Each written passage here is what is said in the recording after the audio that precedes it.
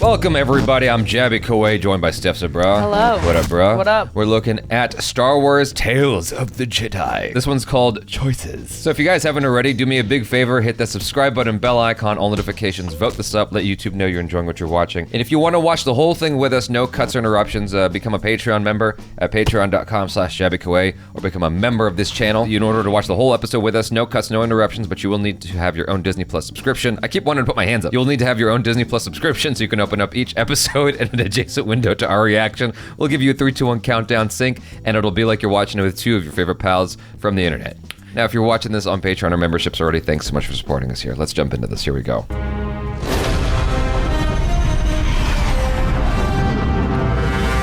Oh, we're watching episode 2 again? The music's been great. Master Katri died from an ambush. My instincts tell me it is not that simple. Who ambushed the senator? Why? Since we are not members of the Council, we cannot involve ourselves in local political skirmishes unless requested by the Jedi High Council or Senate.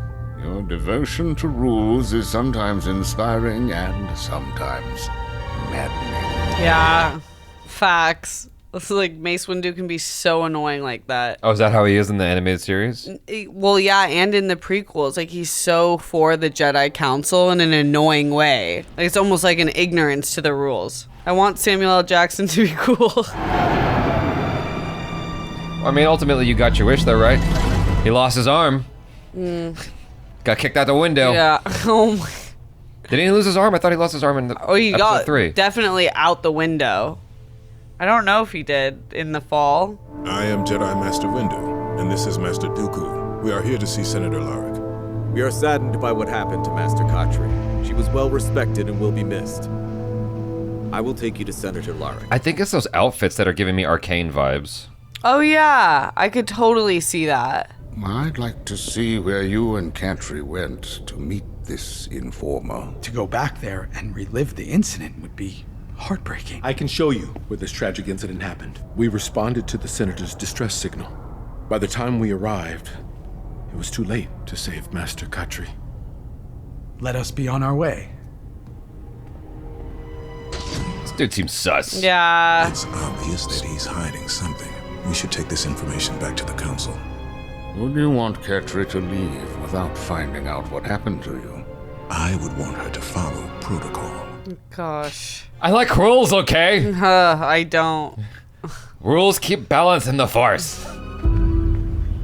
How many attackers were there, Senator? It happened so fast. I couldn't give you an exact number.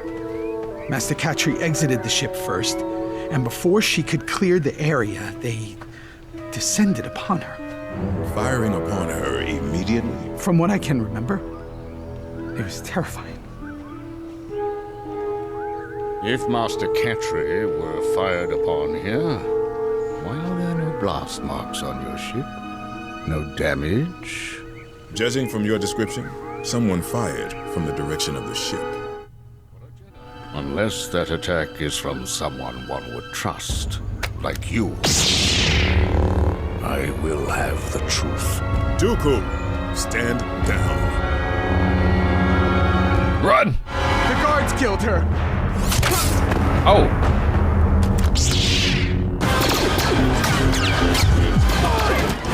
Oh. What? Oh. What? Oh, damn. Nice. Oh! Tell us what really happened. You and all of the Senate puppets will see a reckoning! No! Is that his son? Probably.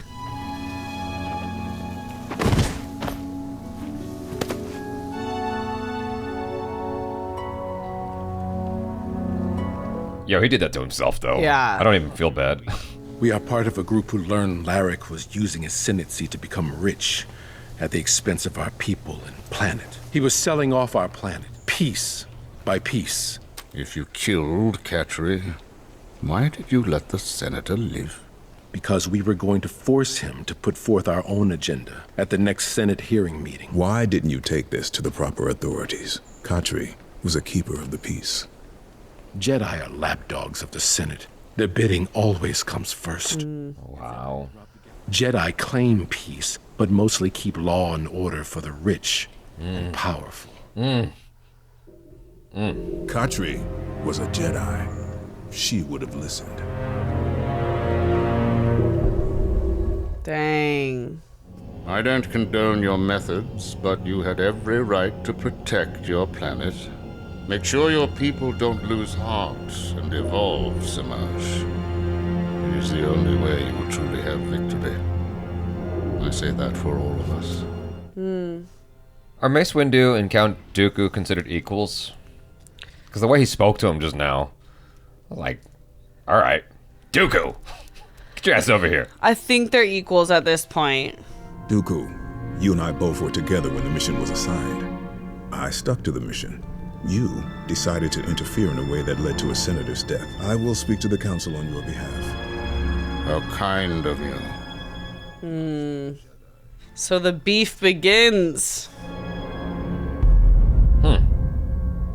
You know what I liked about that is how it makes you kind of think, because I think that if you're watching the films in the order of release, right? The way the information's given to you, the Jedi you hold in high regard and high esteem. And then in the prequels, you start to learn about the political angle, which is still surprising when you think about like the thought that went into that. It's like, these are kids movies and you're going into this heavy political stuff that kids don't care about. But it's still an interesting thing to explore because like you were talking about Mace Windu, who's like a rule follower, you're seeing the negative consequences of that and being very ardent or steadfast to following these parameters that were laid out by somebody else rather than observing what's going on here and coming at it in a different way. The way they're showing Count Dooku's path, I think we all get it, you know, and it makes sense to us. And that's actually profoundly interesting because I think we could easily see ourselves taking a similar path, being similarly frustrated with how things are being handled by the keeper of rules. What the father soldier said, which is the Jedi just protect those who are wealthy. You mentioned this the other day with Andor, how Star Wars can be very analogous to our own modern day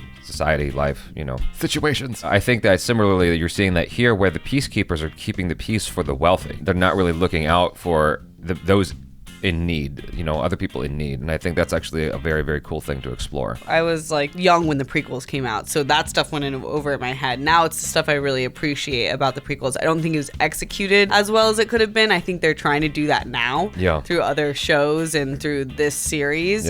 And it's so interesting to see like the idea of balance in the Force, right? And they're like, they all want balance, but they did become two sides of the extreme.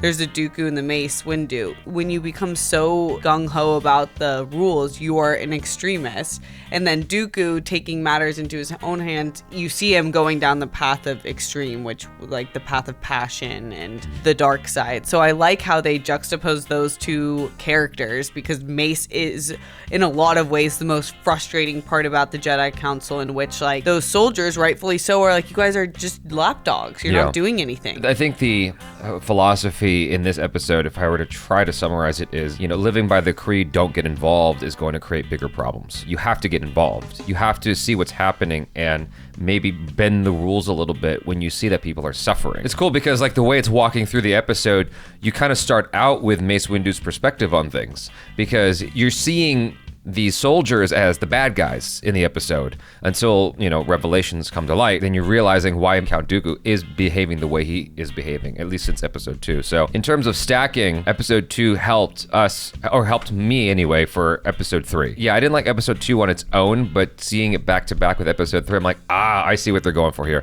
And I like it. I think that giving us that sort of insight is super cool because when you meet Count Dooku in the prequels, he's just a villain. There's not a heck of a lot of depth there. And you don't often get to have a lot of depth with your villains, I feel like, in the Star Wars universe, except for Darth Vader. Yeah, like this is really neat to sort of explore that and gain, in a weird way, a sort of empathy for Count Dooku, where he was coming from before he went totally dark. I know it's a weird thing to reference, but in watching The Rings of Power, the villains in the show, from their perspective, are trying to make the world better. And so likewise, you can see the trajectory of it. You know, Count Dooku wants to make the world better. Maybe eventually through the dark side, he feels like he can. You know, I mean, that was the whole thing that Anakin was convinced by when Palpatine tricked his ass. It's like, I have a way to keep Amidala alive forever. And then after he turns to the dark side and kills Mace Windu, Palpatine's like, we can figure it out together.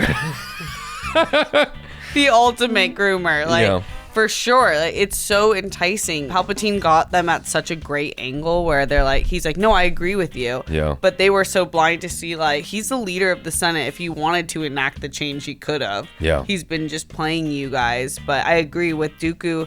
When you watch the prequels, he's a nothing character. Yeah. You're like, there's no depth to this. And then you get killed quite quickly. Yeah. You don't understand his importance. So I'm appreciating that this series is exploring him. You guys, thanks so much for hanging out. Hopefully you enjoyed this. And make sure to follow Steph SABRAW.